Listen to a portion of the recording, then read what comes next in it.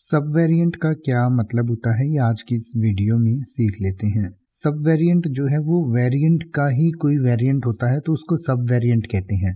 यानी कि मान लीजिए कोई वायरस है या कोई भी चीज़ है जिसको हम एक वेरिएंट उसका है और उस वेरिएंट के भी फिर आगे दो वेरिएंट हैं या दो से ज़्यादा वेरिएंट हैं तो उसको हम सब वेरिएंट कहते हैं। यानी कि जैसे कोई भी वायरस होता है या कोई भी बीमारी होती है या कोई भी चीज़ होती है जिसका एक वेरिएंट आता है और उसी वेरिएंट के अंदर फिर दो और वेरिएंट आते हैं तो उसको हम सब वेरिएंट कह सकते हैं। यानी कि जैसे मान लीजिए कोई एक वायरस है उसका ए वेरिएंट है और ए वेरिएंट में भी फिर उसके दो वेरिएंट आते हैं ए प्लस और ए माइनस या ए पॉजिटिव या ए नेगेटिव, तो उसको आप एक सब वेरिएंट कह सकते हैं।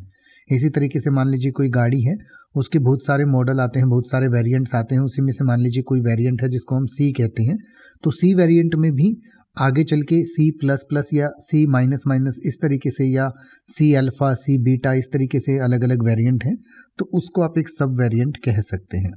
अब आप ऐसे ही किसी भी वर्ड का मतलब हिंदी और इंग्लिश में YouTube पर सर्च कर सकते हैं। आपको मेरी वीडियो मिल जाएगी जिसमें आप बिना किसी फालतू बकवास के सीधा उस वर्ड का मतलब समझ पाएंगे। तो ऐसी ही वीडियोस को देखते रहने के लिए चैनल को सब्सक्राइब करें और बेल आइकन को प्रेस करें।